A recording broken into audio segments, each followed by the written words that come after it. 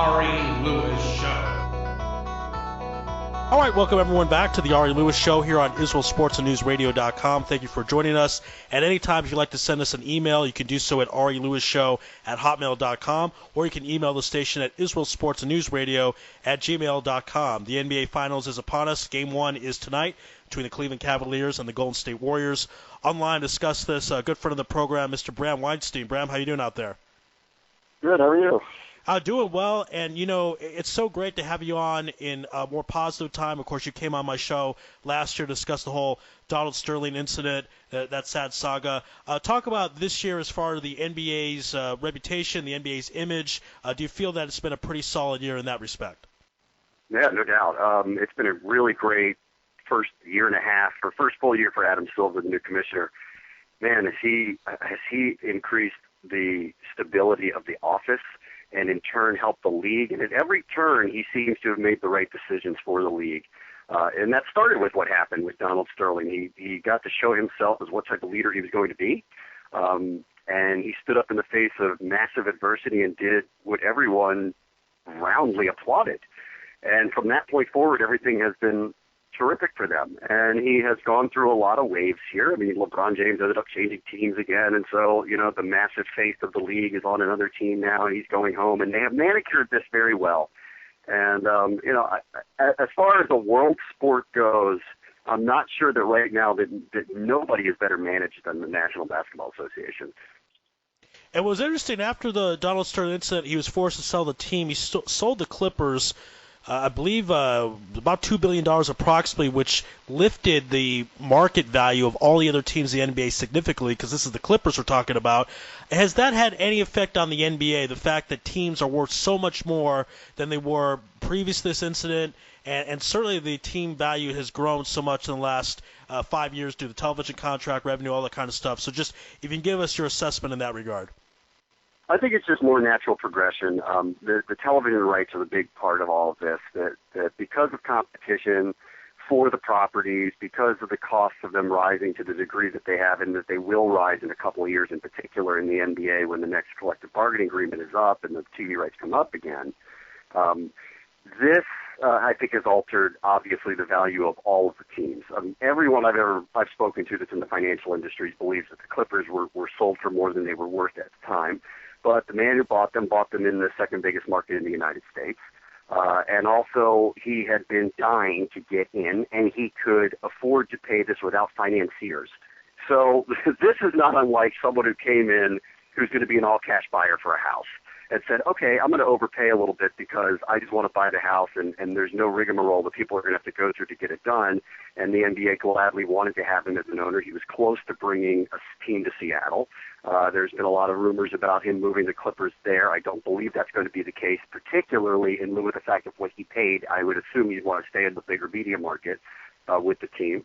And I think, in general, yes, the prices rise. I don't believe it was essentially because of what he did. I think it was more about what the league is earning in terms of total revenue, and TV is a big part of that. Let's talk about markets regarding the NBA Finals. I brought this up with Joe Robbins and Doug Gottlieb, that you don't have the two biggest markets in the United States with the NBA Finals, but if you look at the Finals previously, San Antonio has been in a bunch of them. They're not a big market. Orlando, Oklahoma City, not the biggest markets. Is that a big deal anymore? Doug Gottlieb brought up the point. It's 2015 with satellite television. It doesn't really matter so much if it's New York versus L.A. I want to get your thoughts on that. I think in terms of overall total rating, maybe. It is clear that years that the Spurs end up in the finals, and last year was a little bit different because they were playing LeBron James, and it was a rematch, and there was a lot of build-up for it, and I think that the casual fan was very familiar with the people who were taking part in it. In years past, when a team like San Antonio had gotten into the finals, the ratings were down. So from an overall revenue perspective, there is a difference. The question is, though, is it just that particular team didn't resonate in a way that brought more viewership? Because when Kevin Durant is in the finals and he plays for one of the smallest markets in Oklahoma City, there doesn't seem to be that problem. So it seems that it's not just star power, but it is resonating star power that helps, and it really doesn't matter where they play. I mean, the NFL is has shown that it does not matter which team you play for. The popularity of the sport will not be diminished. The fact that Aaron Rodgers is arguably the best quarterback, but he plays for the smallest market team. There doesn't seem to be that issue. And I think the NBA is getting close to that. And based on the proliferation of how much media content is out there and that you are able to watch every single game as opposed to what it was in years past, you can watch whoever you want and you can get used to the people that you want to see. And listen, Golden State was a woeful franchise for 3 decades. Suddenly they're here, and I'm going to imagine that, and part of this is LeBron James is the team that they're facing, but they have resonating stars in Steph Curry and to some degree Klay Thompson, and in a very short period of time, there is an enthusiasm to watch them play based on style and based who's on the court for them. And they were a horrifically run franchise for a long period of time, and I don't think it's going to affect their ratings at all. Again, this is the Ari Louis Show here on IsraelSportsNewsRadio.com. My guest is Bram Weinstein. You know, Bram, I love bringing this point out to people. Since 1980, I believe there's only been 9 NBA franchises that have won a title.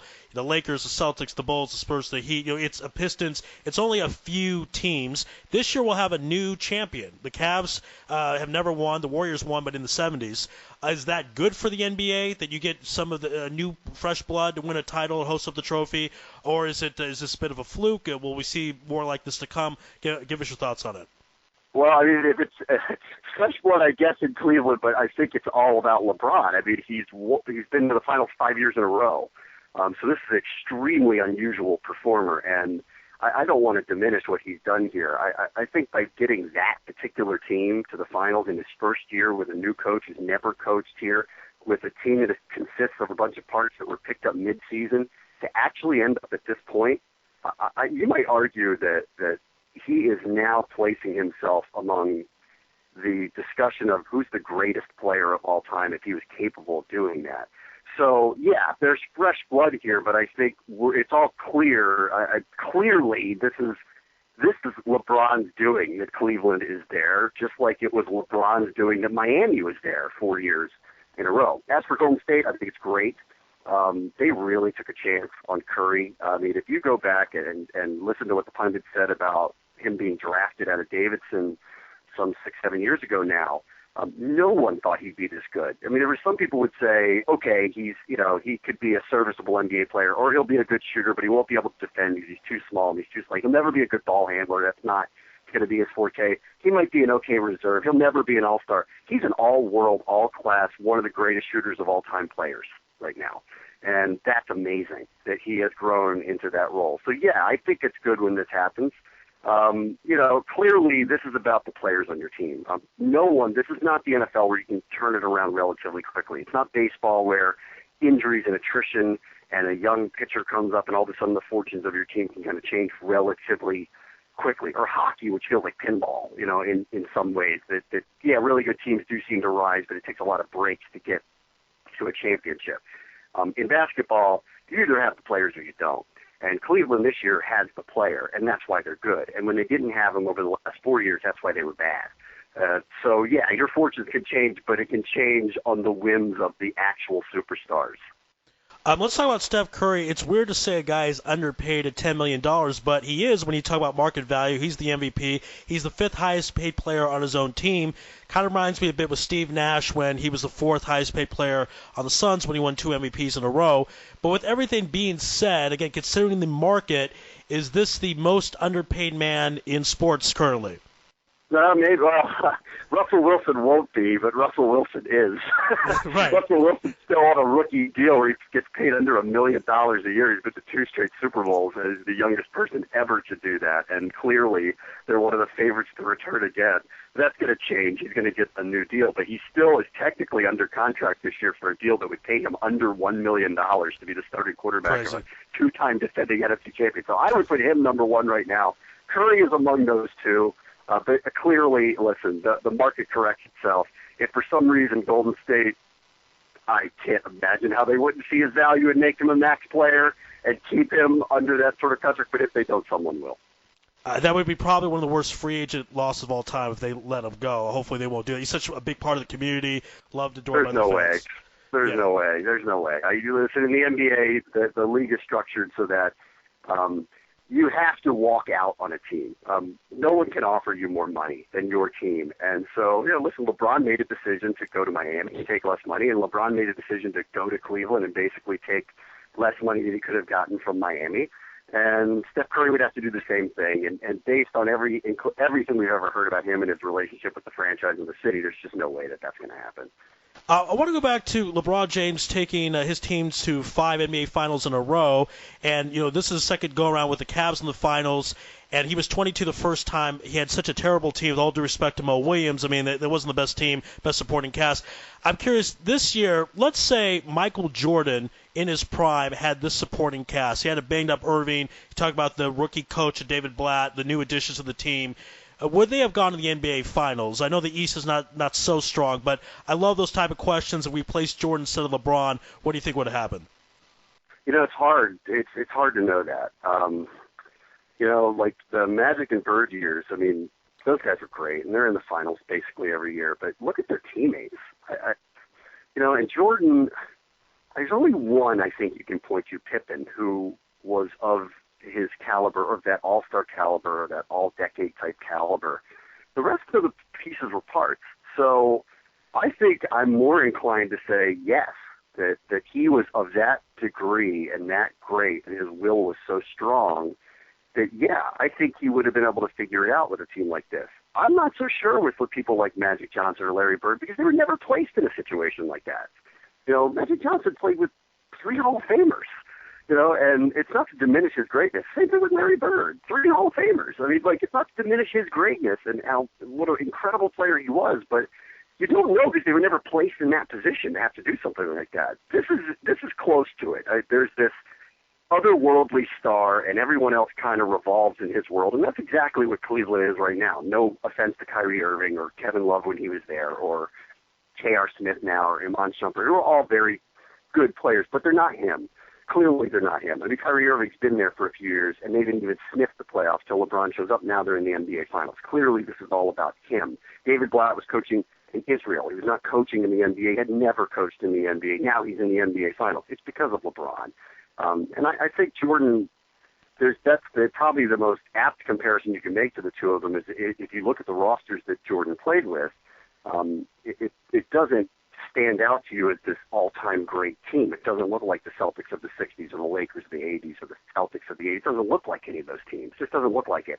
Yes, Dennis Rodman was great for a period of time for what he was able to do, but he couldn't score. He was a defensive player. They didn't really have great point guard play. Their centers were either old or just pieces of a puzzle. Their shooting guards or their off guards, people like Kerr and Paxson and guys like that, they would just be average players on NBA teams. And so I think that there is a similar feeling to this Cleveland team and that's why I think partially that you start looking at LeBron now and you say, we got to step back and category what he's doing here and maybe take a different look and viewpoint, because I think everyone understands that what he did with this team to get them to that point, that's something that just doesn't happen. It really shouldn't have happened based on the makeup of the team and all the challenges and the injuries that he's been dealing with throughout the year to himself and his teammates. The fact that they're here right now, whether they win or not, I think is an example of just how great he is and in what class of greatness he probably should be considered now.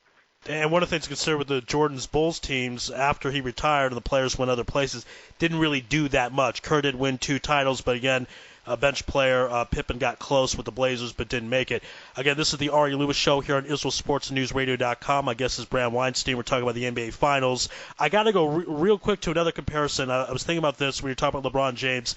If Kobe was in LeBron James' situation, I don't think he would have taken the NBA Finals. I could be wrong, but you look at Kobe's 5 title teams. First 3 was Shaq. The second 2 had Paul Gasol. He had Ron Artest for 2010. But I could be wrong. If Kobe Bryant in his prime was in LeBron James' situation this year, rate that, what do you think would have happened? No, it did happen. Kobe Bryant, after Shaq left, was on bad teams. Before Phil Jackson came back, was on bad teams. And guess what? They didn't win anything. Didn't come close to winning anything. And that's not to diminish how great he is. He's an incredible performer. His longevity is amazing. His fierce competitiveness is amazing. He's one of the greatest scorers of all time. But he clearly was not able to lift the people around himself to make them all collectively better, which is what LeBron James does. And what I think Jordan did, except he doesn't get credit for it because the world always revolved around him and he never made it sound like he was making anybody better. LeBron openly talks about it's his team, it's his team, it's his team. Jordan never was really that way. It always seemed to be about him. However, the team played much better around him. When Kobe Bryant had bad teammates or a bad nucleus of a team that really wasn't championship ready, did he surpass expectations with those teams? No. He never did. So they had to get him running mates that were of a caliber to allow him to shine, to win. So no, I don't think so. And it's based on the fact that he was in that situation with bad nucleuses of teams, and they did not ascend to any level of greatness. Yeah, I agree, and that will certainly be a factor. We talk about legacies of this generation, and if you get to LeBron versus Kobe, I mean, in my opinion, LeBron certainly has an edge, at least in that respect. Again, this is the Ari Louis Show. A few more minutes with Bram Weinstein. We're talking about the NBA Finals. I want to talk about some of the things that are hanging over the Cavs' head, their minds. There's rumors Kevin Love is going to the Lakers next year. There was even some talk David Blatt might not be back. LeBron's not happy with him. I don't know if that's a rumor or not. Talk about if that will be any distraction to the Cleveland Cavs heading into the NBA Finals. I don't think so, because Love's not going to play, and he hasn't been playing here for a few weeks running now. So, and the latest run has had nothing to do with him, and so no. And as far as what happened next year, I don't even know. At this juncture, based on the fact that he's not playing, I'm not even sure why it's a storyline right now. I think the second the finals are over, it's question number one: is he coming back, and what's he going to do? And I wouldn't be surprised by either decision. I mean, there's a huge case to be made. Like, why would you leave LeBron James' side? You have to figure out how to make it work. He's going to try to make it work with you. So what? So figure out how to make it work. But if he wants to go and be the big-time scorer for somebody else and be the number one option, then there's going to be plenty of options for him to do that, including probably Los Angeles, as they're going to be looking to move forward with whoever their next stars are going to be. And he certainly would be welcomed, I'm sure, by them. So he has a choice to make. It's a hard choice to make, be the number 2 or number 3 in that case for Cleveland, but probably be in position to win championships, assuming health of LeBron James, or go somewhere else and try to be the star in your own right. So he's got a tough decision to make. As far as Black goes, I mean, listen, that organization is run by LeBron James. I've never seen a player with this level of power. He's GM. He's practically the coach. I mean, throughout the season, there have been moments where it's come out publicly that he basically was the coach. There was the game where he hit the game-winning shot where he overrided one of the play calls on the sideline. He's been changing plays in games. If you read what Brian Windhorst and some of the people, Dave McMenamin, the people who cover the team, have talked about this, and Blatt is not going to publicly oppose it because clearly it's his team. So if there's an issue with the coach, there's going to be a change. And if there isn't, I don't know why Blatt would want to go to a different NBA team. Again, it's the same thing. Like, why would you leave that guy's side? That doesn't make any sense. I mean, he's the best player in the world, maybe the best player of all time. Why would you want to go coach somewhere else? That doesn't make any sense. So I don't think either one of them play into this at this point. Even if they lose, I don't think it plays into it at this point. Only based on, to me, I know it's LeBron, but this exceeded expectation. I did not envision them getting to the finals, even with the Eastern Conference being as weak as it was, with all the trades they made and all the injuries they had and the newness of the whole situation. I envisioned them being in the playoffs, but not getting that far that somebody was going to take them out, and nobody has. Yeah, and I spoke with Sam Amico of Fox Sports Ohio last year when they got LeBron. I said, if they don't make the finals, is it a disappointment? He said no. He said this is Kyrie Irving is young. You have David Blatt first year. We don't know how Kevin Love will mesh with LeBron James. They didn't even have Kevin Love most of the season, so I agree. This is certainly an overachievement. Going to the NBA Finals, right now the Cavs are about a 2-1 underdog. We know the Warriors are the deeper team. Considering both teams are full strength and the Warriors are deeper, 67 wins. Is that a fair rating, if you will, from Vegas to give the Cavs a 2-1 underdog? I believe the Warriors should be favorites. I don't think it's precipitous. Because of LeBron. This matchup doesn't feel good. I think for Cleveland, I think this team plays too fast for them. I think they can score too easily. I don't think the Cavaliers are that type of run, fast break transition team, and based on their injuries as well, I don't think they want to get in games like that. I think they'd rather try to slow it down and be physical with them. I just think the Warriors have too many options, and I don't think Cleveland is dynamic enough to score enough points to do it. And that's where Love comes in. I mean, if Love had fit in and been there and been that key third scorer, and he's open for threes or he's getting offensive rebounds or whatever the case may be, I think I might feel differently about it, but I don't think they can dictate the pace here. That said, I mean, I'm not putting anything past LeBron. I mean, at this point, if the games are close in the fourth quarter, who are you more likely to buy is going to finish it? I mean, I'm more likely to envision him doing it. So I think if they could survive the first 3.5 quarters of each of these games and they're right there at the end, we'll see how nervous Golden State gets on this stage. It's first time in forever for that franchise, first time for any of these guys on that team. LeBron's been doing this, and I know his teammates haven't, but he's been doing this for a long time, and those moments are not going to be foreign to him.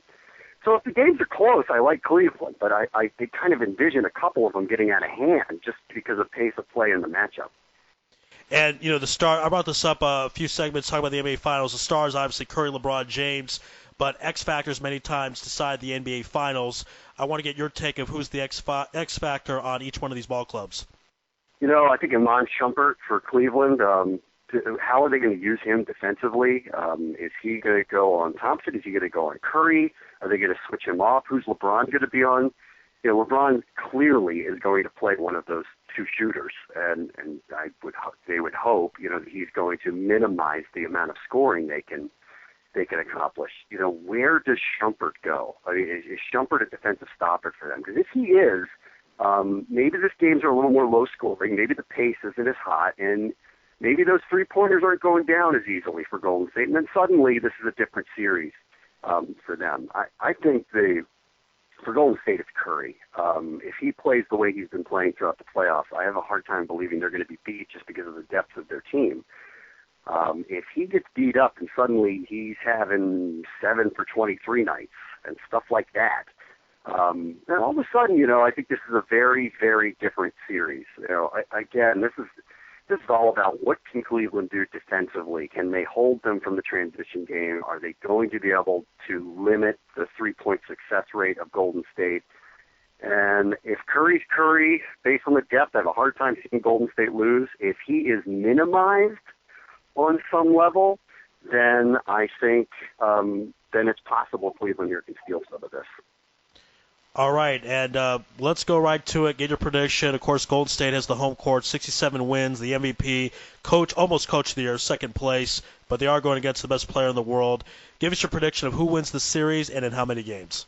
Man, if this was year 2 with Cleveland, I think I would take Cleveland hands down. That's probably the world would too. Because it's year 1, because we just don't know what degree LeBron is actually injured, what degree Kyrie is actually injured, and whether someone like J.R. Smith doesn't get in the way and make some kind of foolish mental error during a game, whether it be a technical foul or an argument with somebody, he's a wild card. For those reasons alone, I give an edge to Golden State. I don't like the matchup defensively for Cleveland. Maybe they have an answer for that. I just don't see it. So I don't think it's enough, but I think it's a close series. You're not sweeping LeBron James. It's not happening. So Warriors in 7 and maybe 6. All right, there you go. And I'm on the record for Warriors in 6. I think it'll be a competitive series. I think it'll be fun, but I think at the end of the day, Golden State is too deep. This is the Ari Louis Show here on IsraelSportsNewsRadio.com. Thank you, everyone, for listening. My guest has been Bram Weinstein. Bram, we really appreciate the time. We know it's a busy time of the year. It's always busy for you, but it's the NBA Finals, and you came on the show. We really appreciate it. Thank you so much, and enjoy the series.